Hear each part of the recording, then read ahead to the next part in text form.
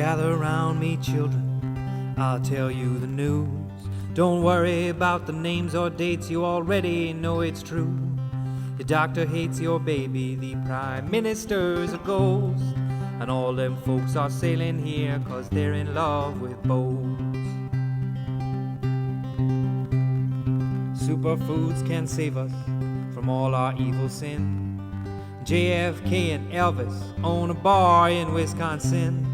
And vaccinations were created by the CIA to steal votes from Bernie Sanders and turn your babies gay. So click the link you think you'd like and get tooled for a fight against those lefty fascist communists who are leaning too far right. Hi and welcome to Not Another Fake Newscast. I'm Paul. And I'm Gerry, and we're very lucky to be joined by the SNP's Alyn Smith, ex-MEP and now an MP at Westminster for Stirling. Alyn, welcome to the show. Hey, how you doing? Very good, yeah, very good. What about you? I imagine you're quite busy at the moment. It's been strange times. I mean, I was on the 5 Live programme, whatever it is they do, discussing PMQs, and actually there was a Tory, a Labour boy, and me, and it was Naga Manchetti asked as well, how are you feeling? How have you been?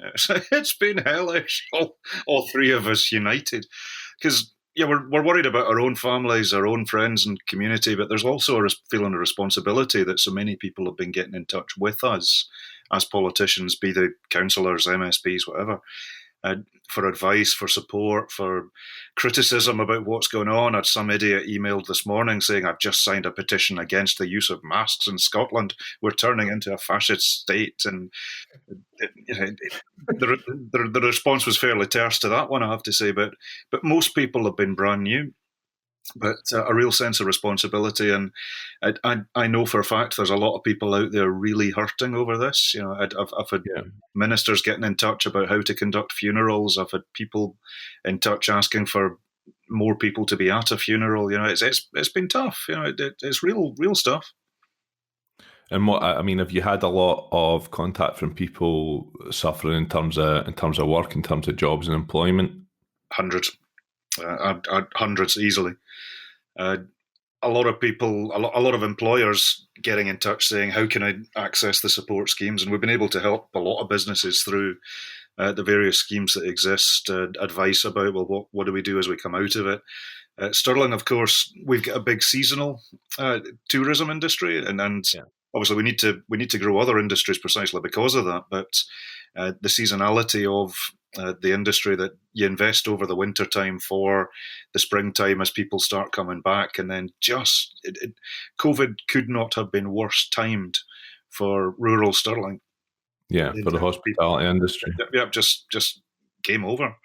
So getting them back, getting anything done, the differences between 2 meters social distancing and 1 meter social distancing. The rough figure is that if it's 2 meter social distancing, a pub, a restaurant can get about 30-35% of its footfall.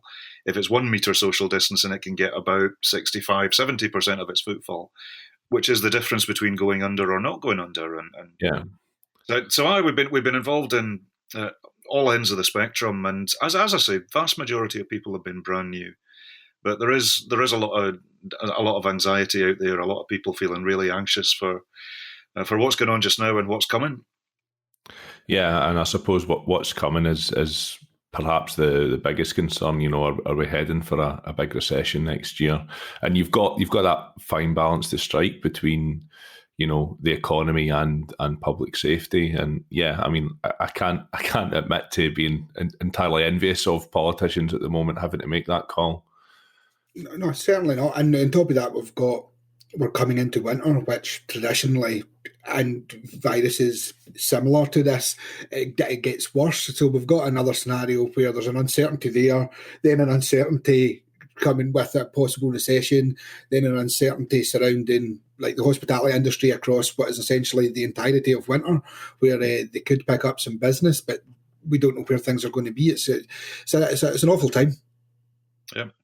And we're not out of it yet. And this is what concerns me about where the UK government is with this. We've got Boris Johnson, who's so pathologically desperate to give people good news that's glossing over the fact that, look, we're far from out the woods yet here, guys. We've still got a lot of angst to go through. Which is where different countries have had very different experiences of this. So I was speaking to one of the German politicians yesterday, and he was saying we've now got retail pretty much back to 100% of where it was, because they had a very short, sharp early lockdown, and everyone stuck to it, and the R rate, R number remains more or less where it should be. They're still worried about a second wave, but it seems in control, and people are now back to work in a serious sense, where here there's still a long way to go with this in terms of all of it. But public health, there's no economy without a public, so public health has to be the first thing. But then you do get into the really nuanced discussions, like I say, about the difference between 2 metre and 1 metre social distancing. Makes it either worth opening up or not opening up if you're a restaurant or a cafe or that sort of thing. So yeah. I'm not out of it yet. And a lot of it has to do with messaging and how you're presenting information to the public. That's something which I suppose the UK government, the Westminster government, has been pretty heavily criticised about throughout, and something which Nicola Sturgeon's been kind of roundly praised for throughout both the UK press and further abroad.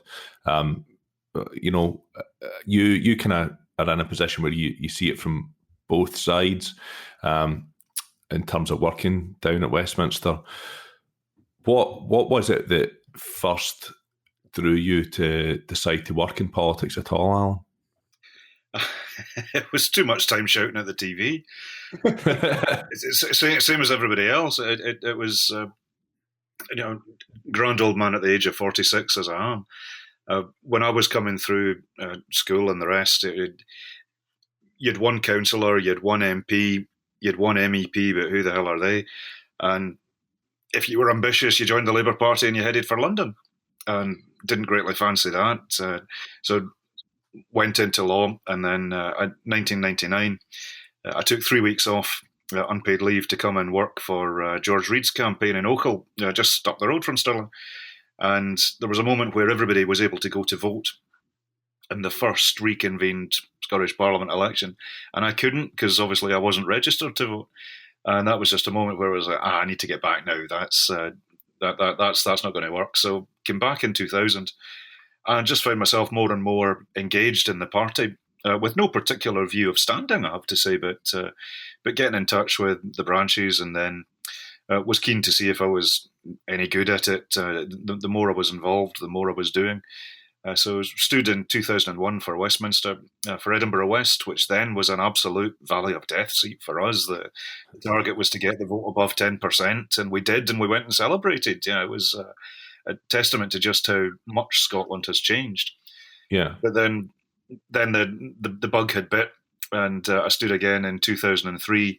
But being clear to everybody, I didn't want to be elected into Holyrood. I was the only one of. There was only 3 candidates for the SNP. Didn't stand on the list, because that then was the main focus for us, because we were more likely to win seats on the list than the constituency. Again, how much we've changed. And again, fought Edinburgh West for a degree of continuity. We got the vote up a wee bit further. But by that point, it was Europe I was after, which was always what I had been looking to do. And got in touch with the sitting MPs, Ian Hudgton and Neil McCormick, Professor Neil McCormick. I said, well, look, I'd love to be in the same list as you guys. And lo and behold, Neil McCormick announced his retirement.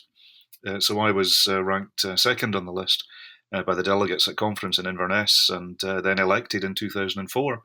So if it ended up doing 4 elections in the European Parliament, which was certainly not a plan at the start of the proceedings, but can look back on it now, and it's been a roller coaster. So, I mean, what was it that specifically attracted you to the European Parliament? Why did you want to run as an MEP? Why did you feel that was where you could kind of make the most difference, I suppose? Well, it was in Brussels that my nationalism crystallised. And this is where I've loved the no to yes journeys that people are putting out, and my journey to yes, and we've all had a journey to yes one way or another. Really very few of us were brought up in the faith, and from an SNP heartland family sort of thing. I was unconvinced by independence, not hostile for a second, but didn't see that it was going to work. Didn't see that the UK was doing badly for us. I mean, this was the 90s. But Yeah. I interned at Scotland House, Scotland Europa in Brussels, 1995 to 96. And it was really struck. The Berlin Wall was not long down. There was Poles, there was Latvians, there was Czechs, there was countries way smaller than Scotland.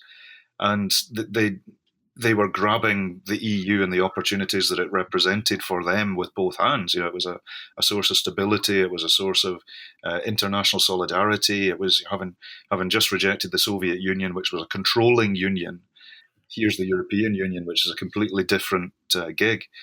And it was in Brussels that my nationalism crystallised that, well, look, there's Ireland, there's Denmark, there's lots of countries with resources way inferior to what we've got. Being able to maximise the happiness of their population because they're putting those resources to good use and solidarity within the EU. And the European style of politics, I studied at the College of Europe, did my master's in Warsaw 3 years previous to that, and did my Erasmus in Heidelberg. I've taken advantage of all the European rights that we're facing being taken away from us. So it was always the European style of things that was appealing. Also, I have to say, as an MEP, I represented the whole of Scotland, so I got to travel the length and breadth of Scotland as my constituency. There was 7, then 6 of us that shared it. So we were able to be out and about, working with the local party up and down the country, which was a fascinating perspective, almost unique in terms of seeing just how much Scotland has changed, how much our sense of ourselves, our sense of our place in the world, and what we need and want as a nation have utterly changed, and I'm proud to say I've done my bit in helping that transformation. Yeah, I suppose it's also given you a great overview of what Scotland truly has to offer from north to south and from east to west. You've seen the whole thing, like you say. Not a lot of people will have been in that privileged position in terms of being able to treat the whole of Scotland as their constituency. So, I mean, it's obviously difficult to kind of crystallise, but what do you feel that you learned about Scotland from that experience? Big thing for me has been about what do you actually view politics as being, and I view politics as being an enabling thing. My response to a community group in Stirling or wherever else is like, what's stopping you? What's holding you back? Scotland has got amazing world-class resources. We've got talent in spades coming out of our universities and our colleges. We've got an amazing educational system. And why is it that so much discourse in Scotland is, it's rubbish, you're right, it's really rubbish, it's terrible that's terrible? And it's a political culture. And it's a political culture that comes from both the Conservatives and Labour parties. Lib Dems are just as bad, worse if anything. That everything's terrible, everything that's negative will be seized upon, because this is as good as it gets, guys. But it could actually get worse unless you trust Mother London and Mother Westminster. And I'm looking at Scotland because go back even further. I grew up in Saudi Arabia, 1979. My dad's a builder, mum's a kindergarten teacher. Right. So did Gerry. Yeah, I spent some time there as a kid as well. Did you? Whereabouts? I was in Duran. Right. My father had came out of the RAF, and he was working for British Aerospace out there, essentially on the, it would have been Al Yamama contract training, like Saudi military and stuff like that. So yeah, I was at school and stuff over there. I was there for a couple of years. We probably would have been there longer if it wasn't for the First Gulf War. So you were in there later then. Yeah. Saudi being Saudi, we never got to travel within the kingdom. No, we were in Riyadh, 1979 to 87, and it was an amazing place to grow up. The political stuff wasn't too in your face, especially as a wee kid. All my pals were from Syria, Lebanon, Saudi. We didn't live in a compound. and we had an amazing experience. So when I got back to Scotland, like yourself, Gerry, looking at it with slightly critical eyes, that no, it's not IBEAN. That why are we doing this? Why are we not doing things differently? And Scotland has an incredible potential that we're just not maximising. And I believe so long as we remain part of the UK Union, we're not oppressed for a second. We're not done down, but we could be doing a damn sight better. And I think that's really come into really sharp focus in the last literally 2-3 years since the EU referendum vote, where there's clearly a sense that Scotland wants something different, has demonstrated we want something different, and will be better working with all our EU colleagues, where there is a union that's respect and mutual solidarity, where the UK Union is increasingly about shut up and do as you're told, we know what's best.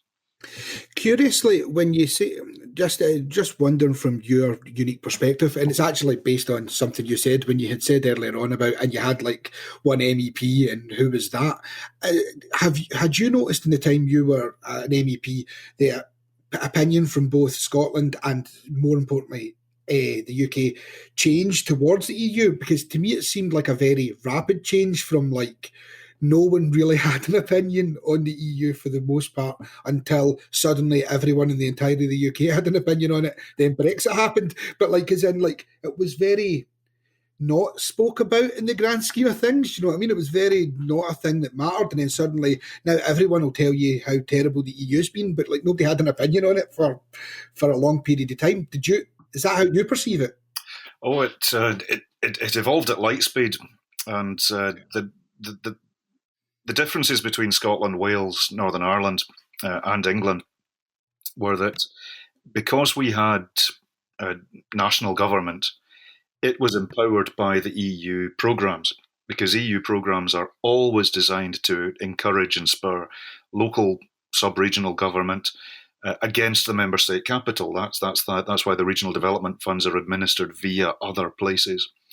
And the UK kept those funds very tightly controlled in the UK Treasury for England, but because of devolution, Scottish Parliament, Welsh Assembly, now Parliament, and Northern Ireland Assembly, Northern Ireland Office, were empowered by that discussion. So the EU was always in the background to stuff, and there was in Scotland there was a sort of benign indifference, and I got used to it. It was I was over there in Brussels with a bigger staff and a bigger team and a bigger budget and far more responsibility than MSPs or MPs, come to that. But what you're doing in that Europe thing, that's nice. It's good you're over there doing that stuff for us. I don't want to know anymore. What about the fish? That discussion, it never went any further. And there was a small but enthusiastic band of us plugging away with this sort of stuff. And then come the EU referendum, I was given the chance to prove myself right. The EU referendum, the ultimate star-crossed endeavour. It was called The Height of Arrogance by David Cameron, just as political. Remember, we did the Holyrood elections in 2016, as had Wales, as had Northern Ireland. So political Scotland was shattered, because you always are after elections. So this EU referendum was key is peace, and if it's David Cameron versus Nigel Farage, I don't care. I'll vote the right way, but leave me alone. Yeah. So I knocked my pan in, as did a few others, up and down the country, and kept, for that reason, I think, the party's position was always solid, but we were able to produce, I don't know if you remember, the Wee Blue Book, which was a reference text to let everybody see how the EU actually worked and what it means in practice, because the EU's output in terms of press is always really, really technical, or can you find Hungary on a map? It's not much in between. And from a citizen's perspective, it's a legitimate question to say, well, what's the EU doing for me? How do I benefit from this? Very legitimate. And the EU has a great story to tell. And the fact that Scotland voted as convincingly as we did, and also the reaction of people to the result. There was a big shift in a lot of people's perception of just how important the EU had been to them, both practically but also psychologically. I get an awful lot of people saying, well, I didn't really care about the EU stuff, but I really do now, and I'm furious. That did change the dynamic of how a lot of people viewed the European question. And that remains work in progress. And these rights, these benefits that we get are in the process of being stripped away from us right now. And a lot of people still haven't quite realised what it means in practice, from health insurance when you're going to the continent to whether or not Ryanair, EasyJet will still be able to operate in the way that they do, the fact that our students could go on Erasmus and school exchanges, all of these things will be different. And in terms of social mobility, in terms of just narrowing our horizons, the Tories who are big on, CANZUC's going to save us, we're going to form an alliance with Canada, Australia, New Zealand, grand countries, absolutely nothing against them. But the only political thing we really have in common is that we speak English and they used to be the empire. Yeah. That is not a basis of a modern, dynamic political economy. And geography matters. We've got far more in common with the European continent, Ireland as well, of course, than we do with these countries. And the tragedy being that it didn't need to be either or. It could have been both. There was nothing holding the UK back from anything it wanted to do. But there we are. This is what Scotland will regain on independence, which is why I think it's closer than ever. Well, on that subject, you famously made a speech to the EU urging them to keep a light on for Scotland. So realistically, how easy do you think it would be for Scotland to re-enter, and how much support, you're obviously been over there working with these people, how much support would we have in order to do so? Yep, we have huge support. And the first issue is, well, are we an attractive candidate for membership? Yes, we obviously are. We've got vast resources. We've got huge chunks of marine territory. We've got wind, wave, biomass. We've got cracking agriculture. We've got great universities. We're also a European-minded country. That's been demonstrated. So we're an attractive candidate. We meet all the Copenhagen criteria. There are things that need to be gone through in terms of things like that. I mean, we're part of the body of law, the European Union, the acquis communautaire, as it's called now, by virtue of being part of the UK. So there are things that will need to be rejigged onto a Scottish basis, because that's not where things sit at the moment. And then it comes down to a political discussion.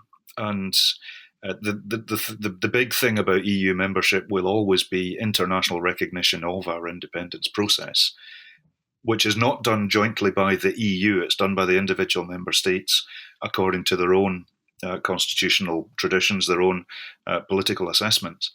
And that's where we must have a constitutional democratic process which will be recognised by our EU partners and the wider international community, and indeed the UK, or else we'll just not be at the races.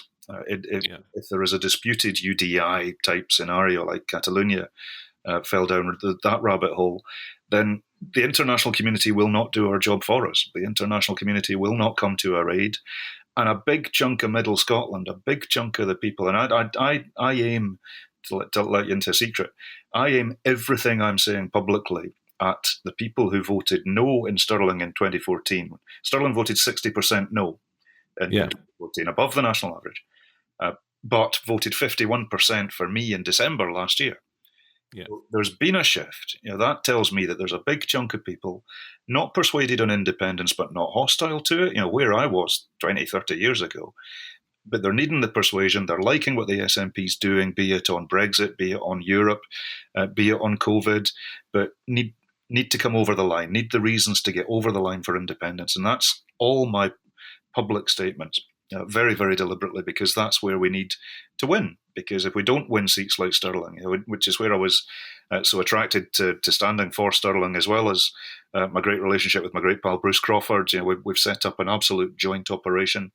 But Stirling is Scotland in microcosm. We've got urban, we've got rural, and we've got all sorts of demographics. And if we don't win Stirling, we don't win Scotland. And the big prize is independence.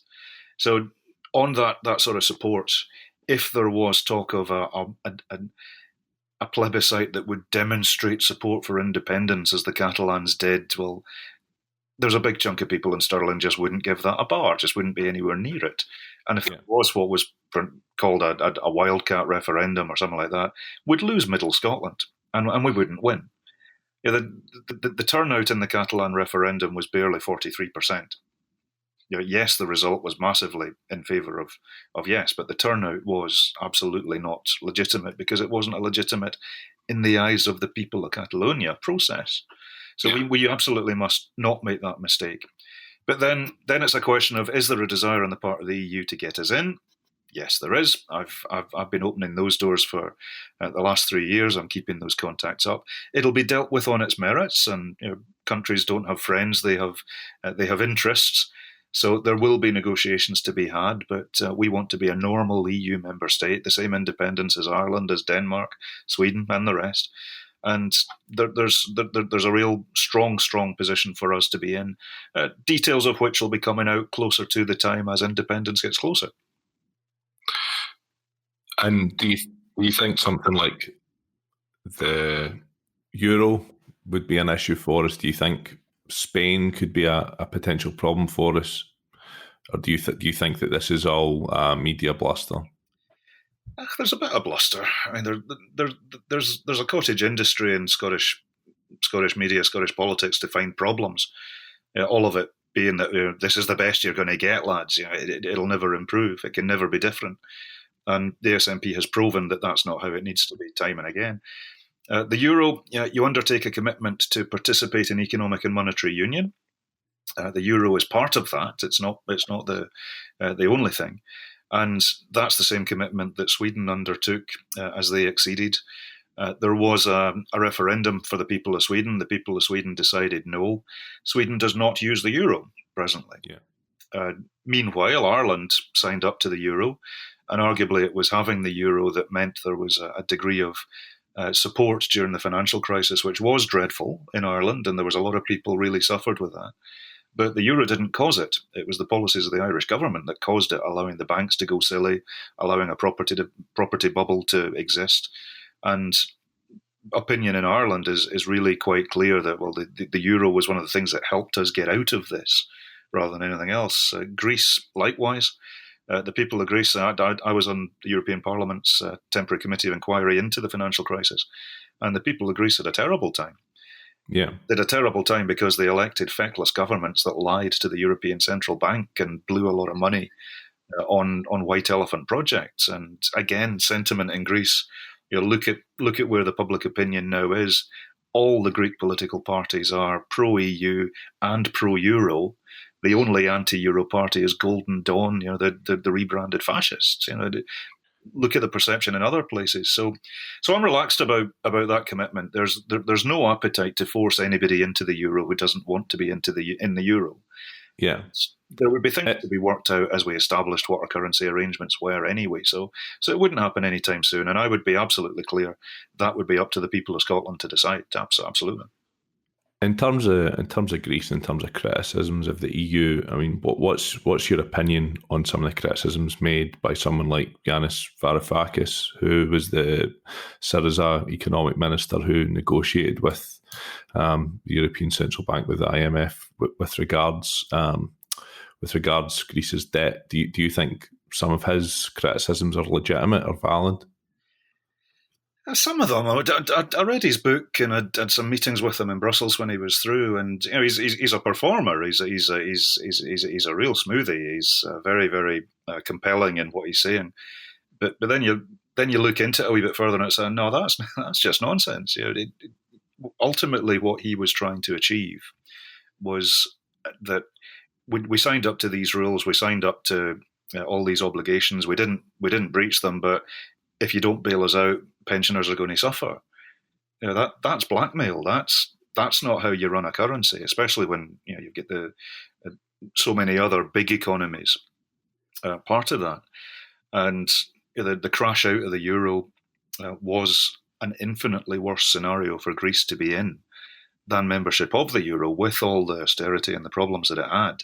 because it is documented that the Greek central bank falsified its returns to Frankfurt in terms of how much debt they'd issued, how much deposits they had, the real nuts and bolts stuff. And there are consequences. If you sign up to an economic system that says this is what we'll do, then if you don't live up to that, then there has to be consequences, which is why government after government fell in Greece. Yeah. The people of Greece themselves, by and large, acknowledge that the problems were homegrown rather than inflicted. That's not to say it was a good process. That's not to say the EU looked good, because there was an extent to which the EU came across as very technocratic and dry, and rules means rules, etc. But I was there. I was there as the European Parliament signed off bailout after bailout, and a number of the Greek politicians were, look, we've got this terribly wrong. We need this help to maintain within the euro. Yeah. Varoufakis was very much coming from a not quite rules don't apply to us, but not far off that in parts of what he was saying. And yes, I think the EU can be reformed. There's various things that can be done with it, but if you need to be in it to reform it, though, right? Well, you need to be in it to reform it, but you also need to recognise that rules apply to you as well as everybody else. That's what solidarity is. And some of the stuff that he's been putting out since really is a club of nation states where everybody more or less does their own thing rather than any sort of solidarity. So yeah, he's got an interesting perspective, and I don't think he's entirely wrong. But in terms of the basis of his criticism of the EU, and remember, this is the guy that was almost impossible to deal with because that was his attitude. Yeah. And no, top line, no, I don't think he's right in his critique of the EU. I think he's got some good points, but his strategy is really based on something that I think would be different to Scotland's view. We'd want the EU stuff to work for us, of course. We wouldn't be passive bystanders in how the EU rules came to be formed. But then once the rules are set, you don't join a bowling club and turn up and demand to play tennis. Yeah, and Scotland wouldn't be looking to falsify our returns in terms of our finances back to the EU. Certainly not. So coming back closer to home in terms of the independence referendum, potentially a second referendum. Obviously, you've spoke about how a UDI doesn't work for Scotland in terms of re-entry back into the EU. A plebiscite, a wildcat referendum, etc., doesn't work. If the Westminster government continues to refuse to grant us a second referendum, then what is our route to independence? How do we put pressure on to ensure that a second referendum happens if we're consistently told we're not allowed one? Yeah. Well, I've been doing with, I'm a policy development convener within the party. I've been doing, I think I'm up to about 50 or so now, Zoom meetings with CAs and constituency associations and branches up and down the country. And this always comes up. What if Johnson says no? Well, that's a hypothetical scenario. I don't think he is going to say no. I think with sufficient pressure, he will say yes to that because he'll have to. Because we're dealing with people in terms of Boris Johnson, Keir Starmer, who talk the language of unionism, but they don't actually mean it. They've not taken the time to understand our perspective. I was doing, ages ago, the Romaniacs podcast with Ian Dunt and a few others, and hitting a really good phrase myself. It was, perspective isn't another way of saying opinion. It's not that we've got a different opinion, it's that we see this differently from a different place. Yeah. And Boris Johnson, the red wall, blue wall Tories, whatever they're calling themselves, I've been making a point of chatting to people as I always do, and they don't view Scotland as part of the same polity as them. They don't view us as the same place. They'll talk about going up to Scotland. They'll talk about going, what's it like in Scotland? They don't know who the Tory politicians in the Scottish Parliament are. And to be fair, neither do I half the time, but that's not my party or Parliament. But the connection has been broken. And look at the results from the last few elections that we've had to Westminster. Neither Labour nor the Tories have had sufficient numbers from Scotland to make much of a difference to their numbers. So if they remain in what is an utterly unsustainable and anti-democratic attitude that we're somehow not allowed to choose, well, that'll solidify support for independence. That will grow support for independence, because on a daily basis, we'll be able to compare and contrast what the Scottish government's doing to what they're doing. And the people of Scotland over COVID have had in sharp relief that we like decisions being made closer to home. We like decisions being made in Scotland. Also, the discussion of Plan B, what do we do if he says no, it lets him off the hook. It lets him off the hook that if he says no, he is in an utterly unsustainable, undemocratic position. And even the smarter Tories, and there are smarter Tories in Scotland, have started to see that. They've started to see that they're in a busted flush with this stuff. Yeah. However, and even though me and Gerry actually are a part of our political group that talk about this quite a lot, and this is the thing that comes up. And Gerry's actually in a very similar stance. I basically entirely agree with what you're saying. Yeah. My concern is even though it's undemocratic for him to say no, what if he still does? Like, I mean, and essentially because we're seeing at the present moment, Boris and the Tories are certainly suggesting policy and suggesting process that is like kind of removes components, say, devolved power as is in Scotland. So it's not like there is no obvious sign that they care in the nicest possible way that they're going to see how they're perceived. Yeah, about their like being perceived as undemocratic doesn't really matter, or certainly that's the view that I get. And my concern would be that even though they're undemocratic, unless we have a legal route to actually take to make them have to go down the process, then we don't really have anything. Like, I mean, it's bad optics, but also they can just keep saying no, though, can't they? I mean, to an extent, and this is where I've been pretty vocal about Plan B's a cul-de-sac, because I think it is. I think Plan B takes the support of the people of Scotland for granted, and we've still got a job to be done persuading the people of Scotland that this is what we need. We've had a couple of polls which have been encouraging, which is great. I think there's movement. I see it in Stirling when I'm out about, and a number of people who I was a firm no in 2014, but I'm nudging towards yes now. Tell me more, that sort of stuff. The discussion about process, by all means, within internal party meetings, within closed environments, of course we're having those discussions. Of course we're having that chat. My problem with much of this discussion is that the discourse of the party that used to be internal, and we've not had branch meetings lately, so we're in strange times. But a lot of the discourse that should be internal is actually happening in the letters pages of the National or on Twitter or on social media, and our opponents read it there. Yeah. So the more Boris Johnson sees us talking about silver bullets to independence, they don't exist. In the eyes of the international community, we must have an agreed constitutional process with the UK. And yes, other countries have gained their independence in different ways. I don't rule out anything, but there's one way that's going to actually work that is on the table right now and has got us at 54% yes to independence. Yeah. And a wheen of seats in a parliament we don't want to be in, and good polls for the Holyrood election. I don't see any evidence that what we're doing isn't working.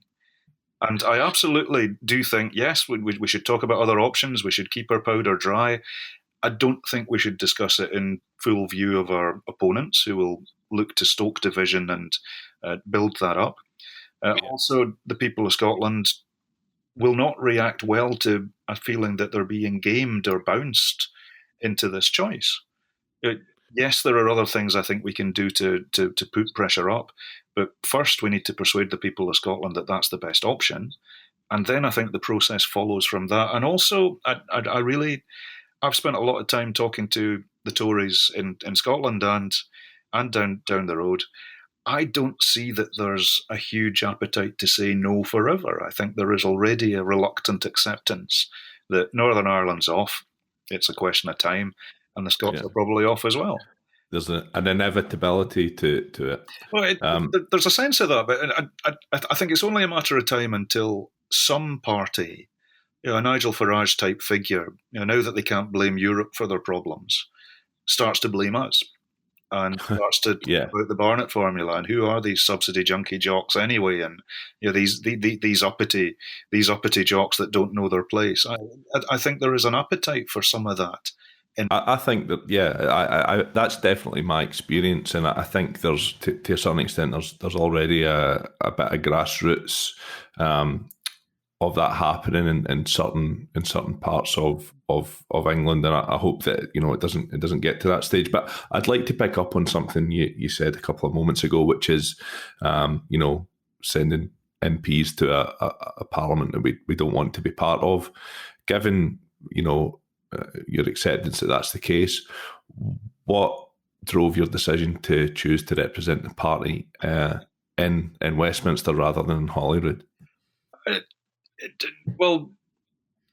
Increasingly, and it's a long answer, I'm afraid, and I tend to give long answers. It's okay. We've got lots of time. We've got lots of time. This is a podcast for long answers. Well, that's the idea.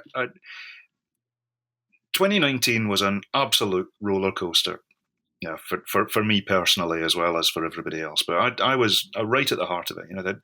The start of 2019, I was absolutely, totally going to be turfed out to the European Parliament in a matter of months, because Brexit was totally going to happen, absolutely going to happen. Then it didn't. And then it was extended. And the European election was totally not going to happen. It's ridiculous. We don't need to select candidates for the European election. It's not going to happen. Then it did. And real life, man, I've got a mortgage to pay, same as everybody else. I'm having to think about, well, where am I going to fit in the world if this does happen?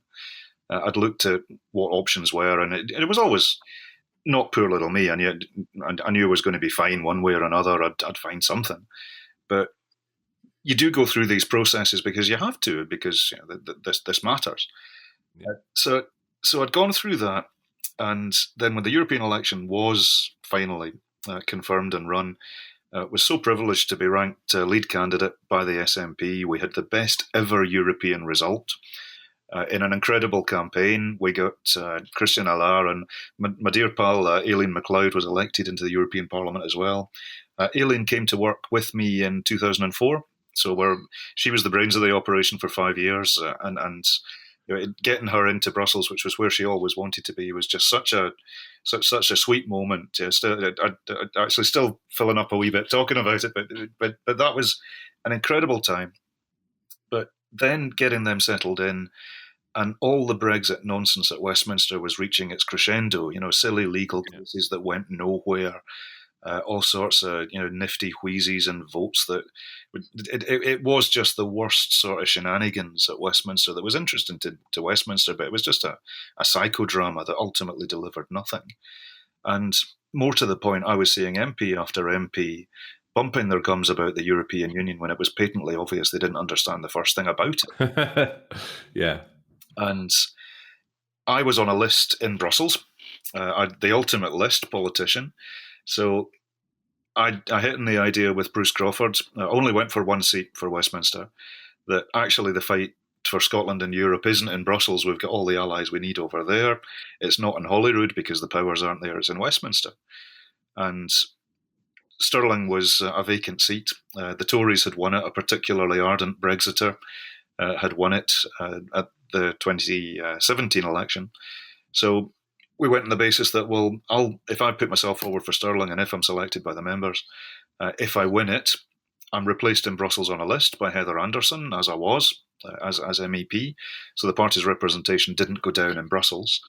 And I'd be able to take my 15 years of European experience to the House of Commons to try and win some people over to a compromise and a centre ground. And remember, it seems fantasy to say it now, but there was a serious prospect of a second EU referendum, a hung parliament where a minority Labour administration relying on SNP support. All of those scenarios weren't pie in the sky. It was possible. Yeah. And also Stirling's a jewel in the crown seat. It's a wonderful place. So I'm in the process of buying a house there, and I'm smitten. It's a great place to represent. And as I say, it's literally middle Scotland. We must win Stirling if we're to win the big prize, which is independence. And is that also then why? Well, as the fight is essentially needed in Westminster for the independence movement at the present moment. Is that why in January you were voting for proportional representation? Like, I mean, it's something that me and Gerry agree with should exist anyway, but to give our listeners more an idea, because obviously you were in favour of it in January of this year, do you believe that will also help not just ourselves, but Northern Ireland and Wales, who have all got various issues with where they want to see their devolved powers and subsequent independence? Yeah, I think proportional representation in whatever form it is has to be better than first past the post, because first past the post you get a political culture that, hello, I'm at your door, how are you voting? If you're voting for me, I'm your best friend. If you're not voting for me, I don't care if you live or die. It's that political culture. Yeah. And whereas in a proportional system, be it STVPR or AMS or whatever, don't care. What about your second vote? Where are you on some issues? We might not agree on everything, but what about your second vote? What about your third vote? So it also builds compromise and coalition into how politics works, which I think is so important. If politics is winner take all, then that takes us to a bad place. Where the Scottish Parliament's been set up based on the German Bundestag, which has always had the same system. It's based on the idea that there should be compromise and consensus between politicians, because you might not get everything, but you will get something.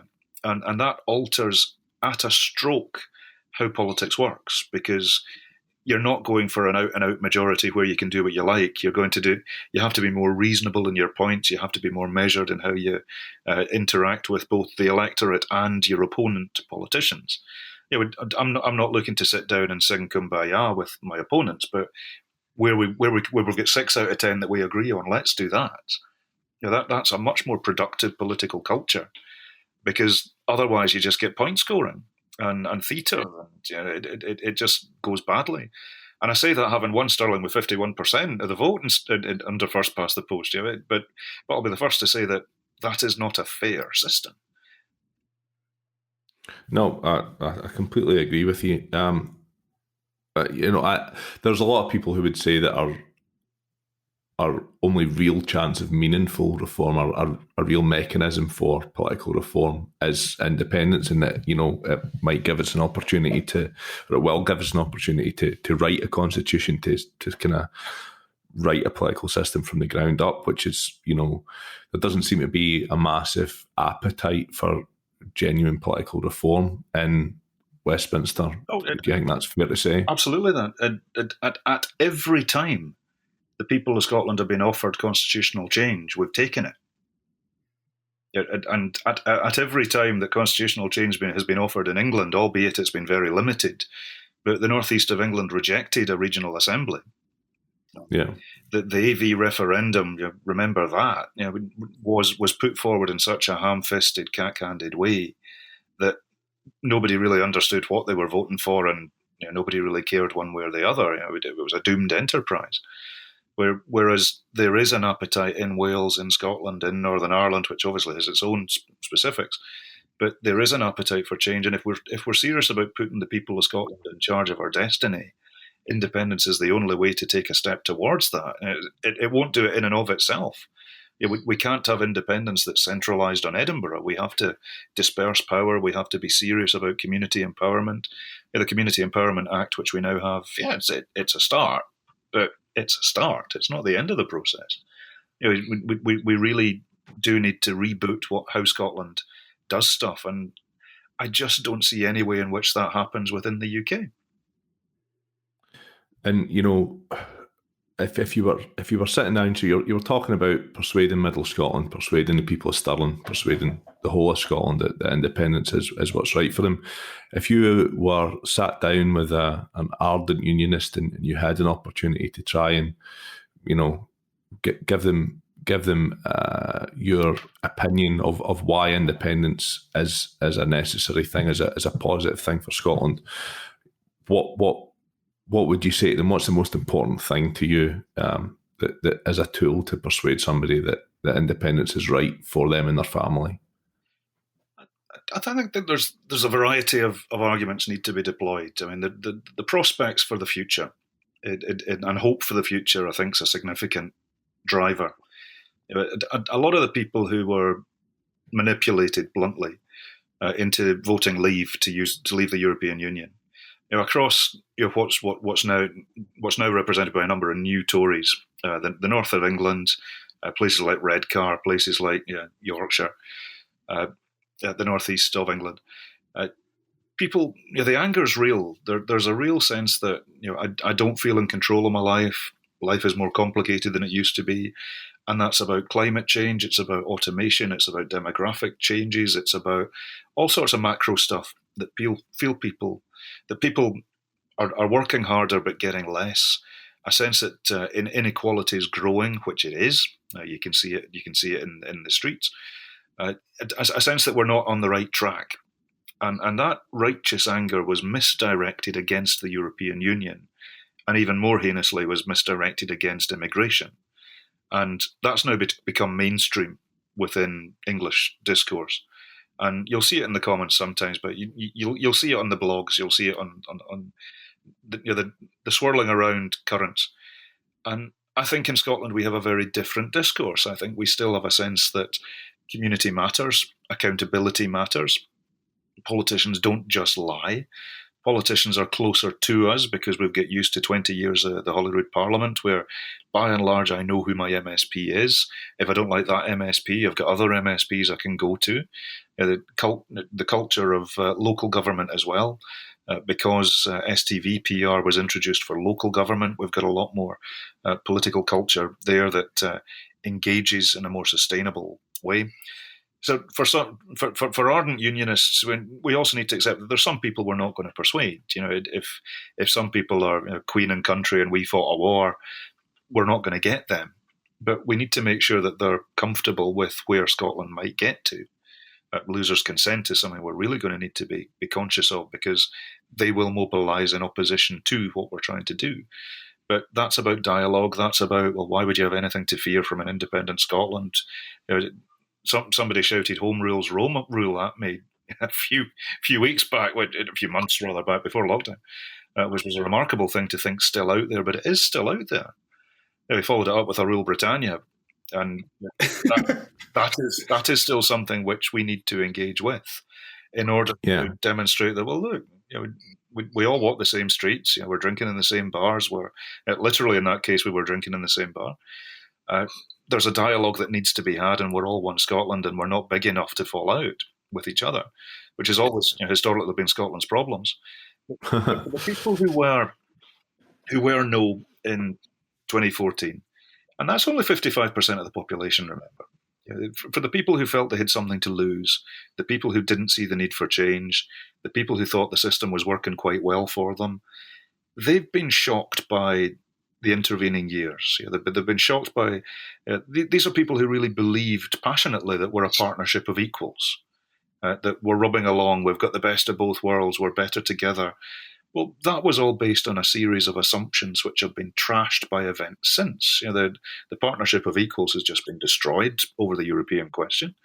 The fact that you need to stick with the UK in order to be part of Europe was instrumental for a lot of people as well. That's been trashed. The idea that you need to stick with the UK for economic stability, well, no, there's a far bigger single market just on the continent over there, which comes with structural funds and a number of other economic advantages as well, which we will sharply contrast with where the UK is taking us. The fact that we've got the most powerful parliament in the developed world, well, A, it's not entirely true, because there's various other parliaments that get much more financial powers. But we've got a powerful parliament, but we've now got an internal market coming from the UK, which is going to stop all of those powers being exercisable in the first instance by the Scottish Parliament, and indeed local government, universities, schools, the NHS in Scotland, the police service. A lot of the assumptions where a lot of people weren't willing to be persuaded about the benefits of the UK have been knocked away, not by us, but by the actions of the UK since. So we need to be really gentle with that discussion and help people to reach the conclusion by what we're doing. And this is where I'm really excited about what I'm able to work on as policy development convener. Sadly, not too much of it publicly, because I'd really love to sing from the rafters about what it is we're doing in terms of the party's policies. But you'll be seeing in the next couple of days, have a look at the Social Justice Commission discussion paper, which is a blueprint for a socially just Scotland with fairness at its heart, where everybody should have a right to a good education, a university place. Everybody should be looked after from baby box to grave. We should have a system that looks after all of us as a society, that also plays its international role within the EU, within the UN, where the UK is going in a direction that I just don't think we want to be going. So I find there's a range of issues that will bring people over, but the European vote in 2016 really did crystallise for a lot of people that, well, maybe we're not where we thought we were, and maybe we could be somewhere better. Do you think just because of a few things he said, do you think it would serve the UK, or more importantly England, and then the Scottish independence question moving forward after that, if England had a devolved government, if England had an English devolved government that was essentially separate from UK rule? I mean, the only reason I ask is because I've seen the question posed recently that people have realised that in fact Scotland and Wales and Northern Ireland have their governments, and the English government, if you will, is the UK government. And the argument I've seen against it was the reason Westminster would be against it is because suddenly they would have to deal with budgets in a different way, because they would have to actually justify expenditure in a way that they currently don't have to, because it's a UK entity rather than an English entity. But do you think it would stand to help both the England as a country, but also the Scottish argument for independence, if England had a devolved entity in its own right that ruled it for English purposes? Absolutely. This is why the UK internal market is a nonsense that won't work, because what it's going to do is entrench the dominance of England within the UK single market. We don't have a problem with the idea that the EU single market legislation needs to be replicated in a domestic UK context. We've got no problem with frameworks. It's just that they need to be agreed, and the framework that is being proposed will undermine the dominance of the English bit of the UK market rather than anything else. And in structural terms, it's fascinating to me. The people who are most opposed to an English Parliament are those that say, because within a matter of years would realise that Scotland should be independent, Wales should be independent, Northern Ireland should be somewhere else, because the people of England would want that. And I think there's an element of truth to that. I think if you were doing it on a more sustainable basis, I wouldn't stop at England. I'd go to Yorkshire, the East Midlands, the North East of England. Regional. Aye, because I think you get more manageable units for a democratic polity on that sort of basis. I mean, I studied at Leeds Uni and then Nottingham Law School, so I can claim to know Yorkshire and the East Midlands well. And there is a frustration with politics and governance in England, and again, that's partly where the Vote Leave campaign came from. There is a sense that, well, Westminster's far away. It's far away from Nottingham, never mind Scotland. There is a lack of accountability, a lack of service within English politics, which was precisely why we instituted the reforms we instituted in Scotland. The local government in England, likewise, is neither local nor government. You've got one person represents you, and that's it. You've only got one MP elected under the dreadful first-past-the-post system, where we've got a series of other pressure valves on our democracy. And that the tragedy of that is that those who have been proposing those ideas just haven't got any traction. And you've got the two major parties in England, Labour and the Tories, dead set against that sort of discussion, because they sense that it would weaken their own power, and it would weaken the position of Westminster within that system, which indeed it would. And they're so wedded to Westminster governments, Westminster rule, that they don't want to see anything cut away at that, which is why they're innately hostile to devolution. You spoke a little bit earlier about the policy proposals that you're involved in putting together. Policy is obviously something which is massively important in terms of gaining support for the SNP or people continuing to vote for them in Scotland. Something which recently has came up for us as individuals within our kind of peer group, and we spoke to Andy Whiteman of the Scottish Greens recently. Yeah, good luck. He proposed some amendments to the Scottish coronavirus bill, which would have offered extra protections for renters in Scotland, which were ultimately rejected by the SNP. And Andy couldn't understand why that had been the case. A lot of our peer group who are generally supporters of independence, but not necessarily supporters of the SNP, have used that as a sticking point, to say that's a reason that makes them suspicious of the SNP as a party. Why did they not offer these extra protections to renters? What would be your response to that? I've huge respect for Andy. We were both on the court case that took the UK government to the European Court of Justice about Article 50, and worked closely. And on land law, he literally wrote the book. Land reform remains something that we've started the process. We've not finished it by any measure. On the rent stuff, cards on table, I don't know. I was surprised when we didn't back the amendments as well.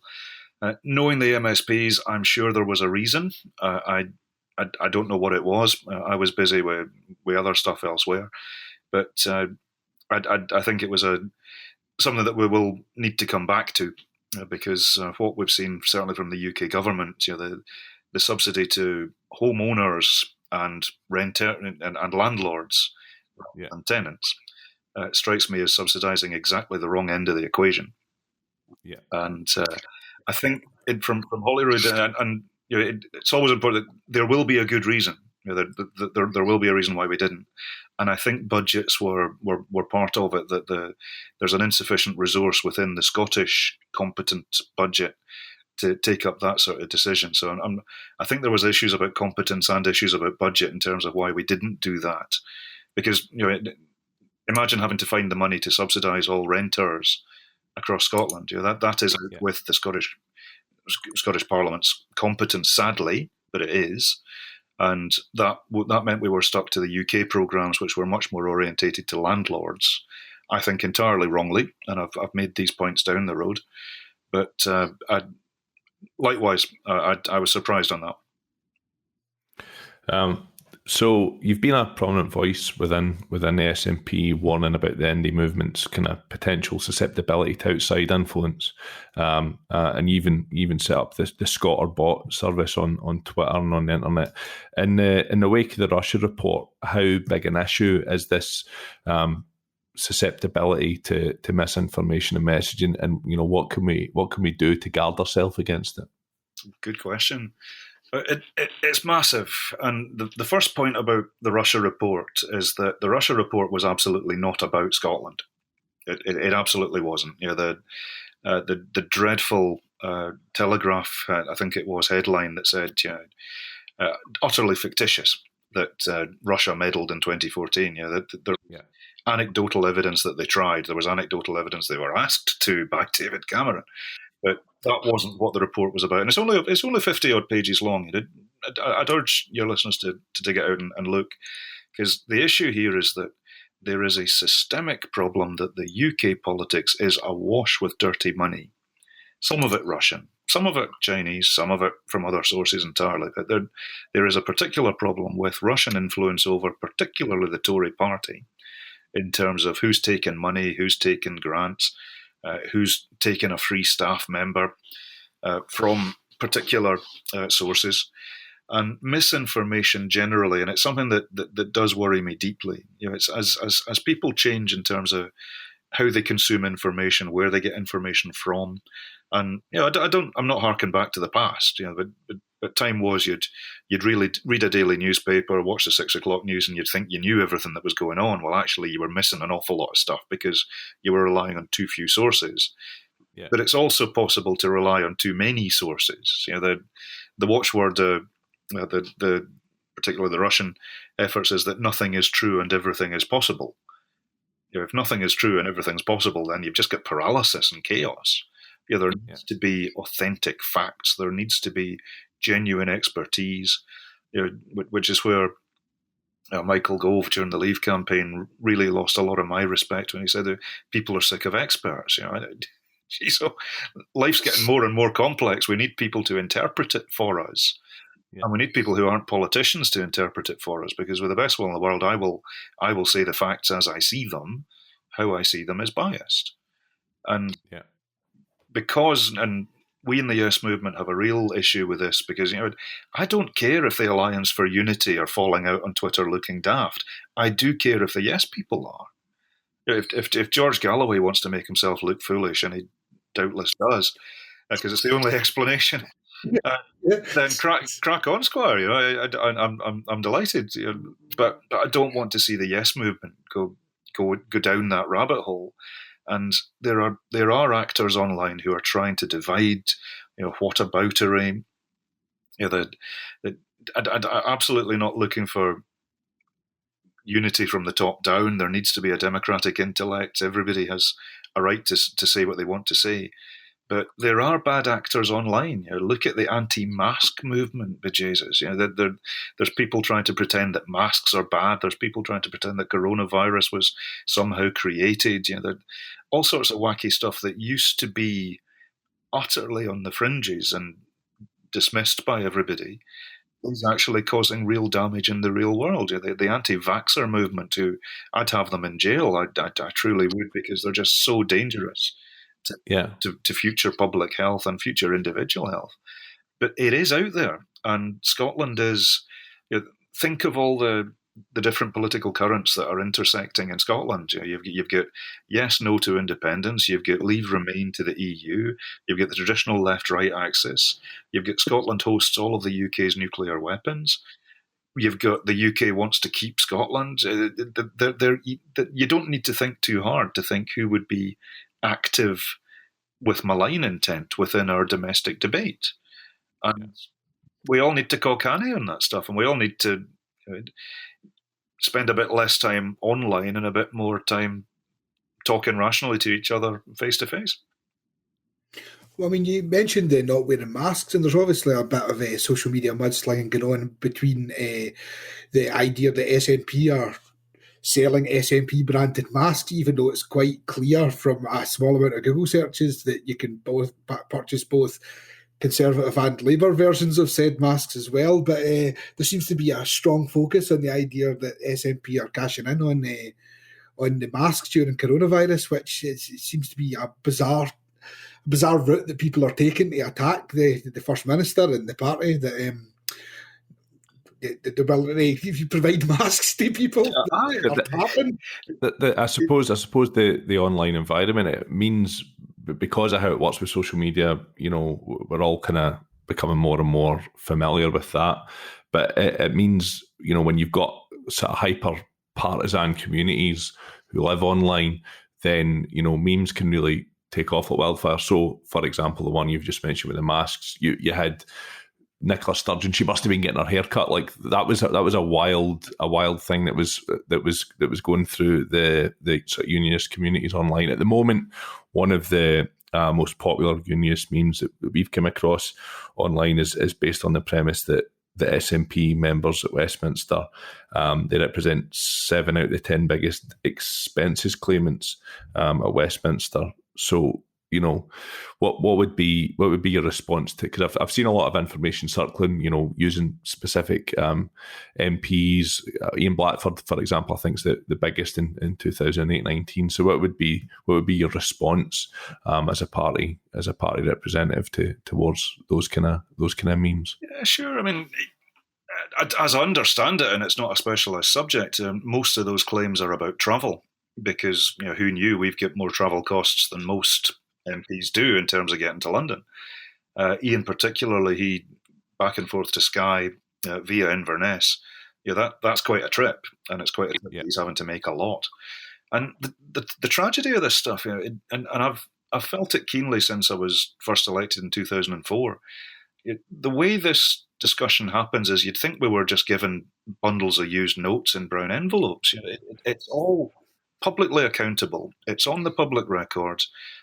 And as a politician, I am given a budget by the taxpayer in order to employ people to help me do the job, which is representing the interests of people of Stirling, all of whom, however they voted or didn't vote even. And that takes resource. I'm given a budget in order to be in London, and that's to travel back and forth to London and to get a hotel while I'm there. And if we get rid of that, the only people who would be able to be in politics would be rich people or union stooges. Because I'm lucky. I've done well. I've got resource. I'm a lawyer to trade, but I couldn't go into politics for free, and I couldn't pay my own expenses. So if you want the sort of people to represent you who are able to do that, and there's a problem about people being able to be active in politics because of the financial hit that you take in terms of getting to meetings, travelling around, childcare, having to give up time for work. There's a real access problem in terms of even Scottish politics, getting people in from all the backgrounds. There's a lot of discussion, rightly, about ethnic minorities and gender ability, gender balance and ability. But poverty as well is one of the biggest barriers to involvement in politics. And that's something that we need to be having more of a discussion about, frankly, than we have done, because I think the focus has been on the wrong end. So to answer your question, since 2004, all of my numbers have been on the website that I've had. Anybody who's got in touch looking for a fight with me about the outrageous claims that I'm making is referred to them politely and said, look, where do you think I'm claiming badly? What do you think I'm doing wrong? And by and large, they've not come back with much. And at Westminster, I will do exactly the same. Everything I'm claiming will be on the public record. I won't claim anything that's unreasonable, but I will claim what I need to do my job. And if we want to go down a route that says politicians don't get expenses, well, count me out. I'll go back to law and I learn more money and work a lot less hard and have a lot fewer idiots in the Get a lot less grief in pubs in Stirling, I imagine, as well. I mean, it's a very real issue. If you could, as we said before we started, my background is in IT. Gerry obviously works in gas and oil. We are obviously very involved and interested in politics. We have had open, frank discussions about whether or not it would be viable for us to be going into politics at any level from council straight up. And one of the things that you do hit against is it's financially not particularly viable based on a lot of outgoings. Or not particularly attractive, perhaps. Yeah. That's kind of probably what I mean. Like you could certainly get by, but if you were just a base. If you were like an entry-level councillor with a standard councillor's wage, for example, starting off in politics, there's a lot of financial barriers that would be in my way for me to go to decide that that's what I was going to do, and that makes it at that level a very difficult thing for people who are actively involved in politics at the present moment to get into, let alone someone who is looking at it who doesn't even know if that's where they want to be. Do you know what I mean? It does make it very financially viable. I think particularly from people with working class backgrounds, it's not something that you're particularly encouraged to go and do because it's not necessarily seen as a reliable source of income. You're to a certain extent relying on the electorate to give you that opportunity, and if you're a young 16-year-old coming out of school and your options are going and getting a trade or going into the world of politics. Time served as a councillor. Like I was a councillor, his dad before him, so I've just decided to go into the trade. But anyway, I suppose there's a couple more things I would kind of like to ask you before we wrap up, because I'm conscious of your time here, Alyn. The SNP is obviously in many ways a broad spectrum party that's bound together by one key issue. You touched on it before, but recently we have seen a bit of a split in terms of supporters and politicians alike on the subject of trans rights and the GRA, the Gender Recognition Act. Where do you personally stand on these issues, and what's your opinion on the kind of seeming fracture that this is causing within the Yes movement? So, well, firstly, thanks for asking. It's I've kept out of that discussion, I have to say, by and large, because especially online, it was just a series of bear pits where very quickly people got to throwing insults at each other and not listening rather than listening. The GRA reform, and I think the debate really has been unfortunate. The GRA reform is, to my mind, a really technical thing about record keeping. It's about how do we ensure proper future health provision for Scotland in terms of the trans community and making sure that their needs are properly looked after. The issue where I think it went wrong was that a number of people, particularly online, either for or against, started talking about the wider discussion about gender theory, and particularly about safe spaces. Now, I've had this chat within, and I think this is the first time I've spoken externally about it, but I've had this chat within the party a number of times, where it's like, look, I am not a member of the Scottish Trans Rights Party. I am also not a member of the Scottish Women's Rights Party. I am a member of the Scottish National Party. And I think it's entirely possible to do both. I don't see that these rights are conflicting. I don't see that these rights are remotely exclusive. I'm not going to have kids myself, probably. I've got my nieces, I've got my sister, I've got my mum.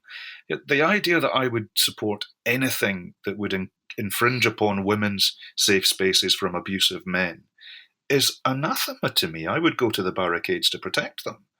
Yeah. But the GRA doesn't do that. The GRA just doesn't do that. And I think we've seen some bad actors in the anti-GRA, anti-trans rights movement, where they've cited examples from other places where the laws are entirely different. There was a particularly egregious Canadian case that didn't sound right, and then you look into it and it wasn't right at all. It was totally misrepresented.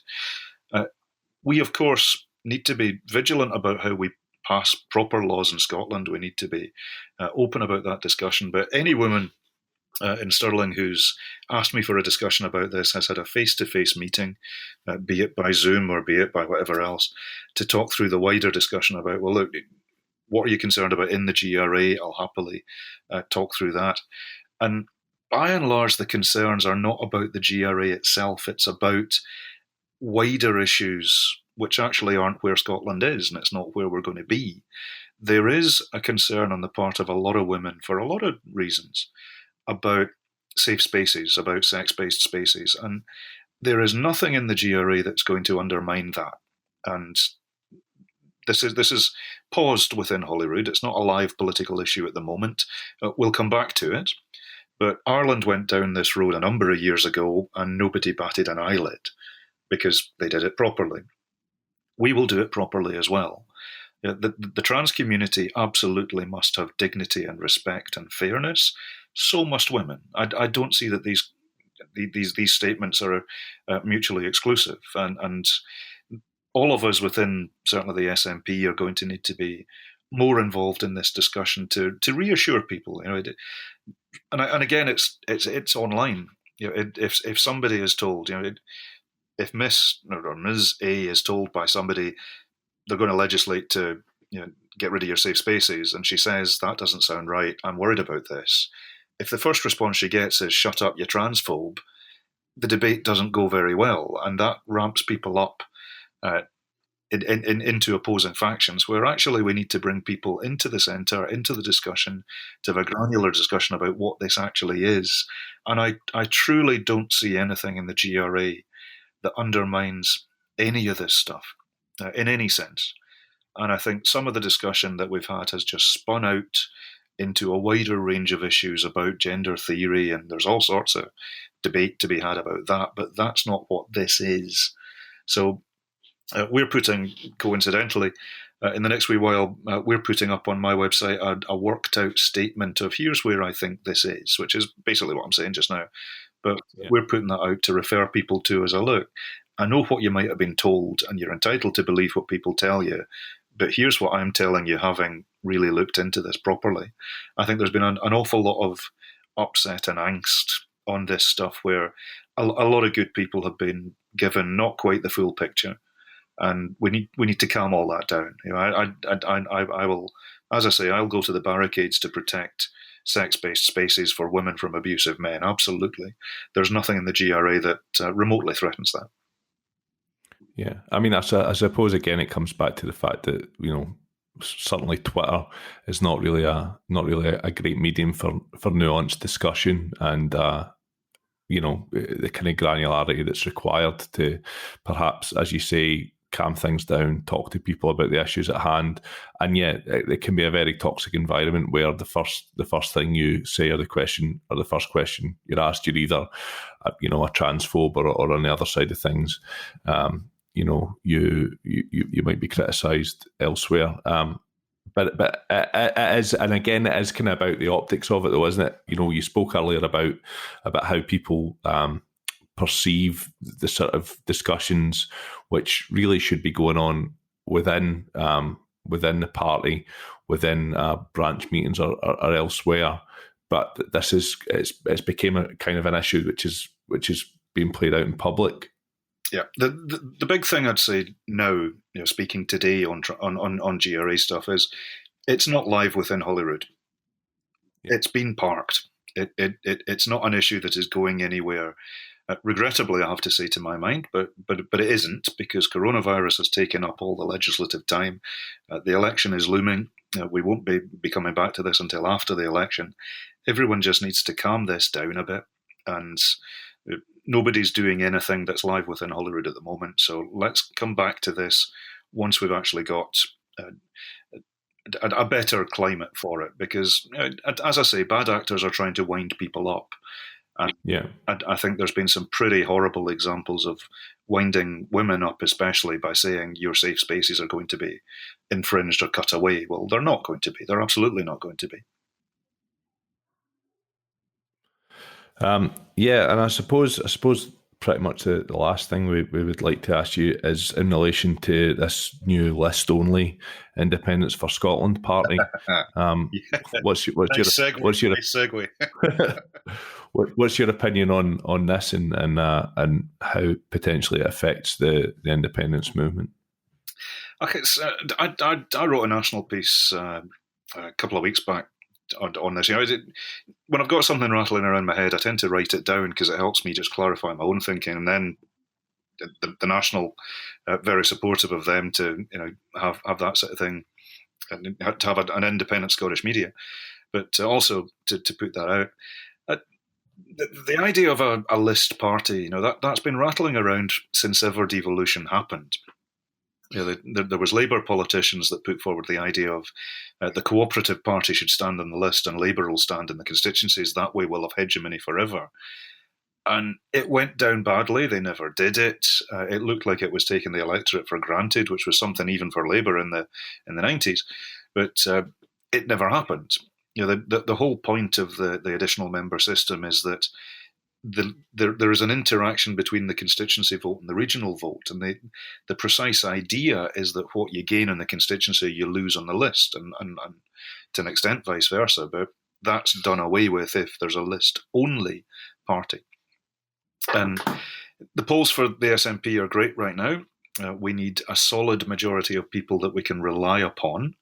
And again, look at the Catalan experience on this. When you saw all sorts of groups being elected into the Catalan parliament, there was a lack of stability in terms of the political decisions that were being made, and it didn't go well for them. I would say that the best way to deliver independence is a solid block of SNP MPs. I would say that. I'm biased. We also have the Greens are pro-independence. If you're looking for another party, I wouldn't advocate voting Green, clearly, but they exist and they're a thing. They're a thing that stood against me in December, so I'm really not blowing their trumpet, but they're a thing that exists. This new party, they're saying that they're pro-independence, and I'm sure they are.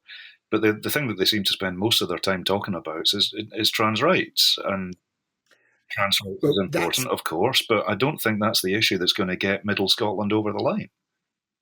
No, that's been the talking point, certainly, when we've been discussing it. That is this just going to give people who are currently feeling that they have to split from the SNP over the trans right discussion a place that they can hide's maybe not the right way to describe it. That sounds a lot worse than I mean it, but essentially a place that they can congregate under a like-mindedness of, we are pro-independence, but we also disagree with SNP's stance on trans rights, is essentially where my concern would be. Well, if they wanted to change the SNP's stance on the GRA, the best way to do that is to stick in with SNP membership and agitate from within. If they willfully toddle off to a sandbox, we will view them as a competitor political party, which is what they are. No quarter asked or given. And the way public service and democracy actually works is, if you actually get elected, you're going to be asked about everything under the sun. My inbox has been mainly filled with people in Stirling angry about their bins lately, because the Stirling Council's taken a decision to rework how recycling works, and it's been a bit controversial because the Tories misrepresented it. But if my response was, but what about the GRA? Can you imagine? It's just not serious. And single issue parties don't do well in Scotland. They never have. New parties don't do well. I don't rule out the possibility that, of course, anybody who wants to stand should be able to stand. That's democracy. Yeah. But once they decide that they're going to stand, then that means they're a competitor party, and we'll get into them. And this party, I called them cranks in my national piece, so I'm not repeating it. Well, I'm not saying anything I've not said before. But if it looks like a crank and it sounds like a crank, well, I'll call it a crank. And I'm afraid that my view of the ISP is, I don't think they're a serious gathering at all. I think they're doing something that will be counterproductive to even their own aims, and will certainly be counterproductive to ours. Well, I think on that note, we're on that note of consensus. On that note of definite consensus within the three of us here, we'll thank you for your time, Alyn. It's been really great talking to you. So thanks a lot for taking the time to speak to us. No, it's all likewise, and keep doing what you're doing. You're a big fan. Thanks. Thank you very much.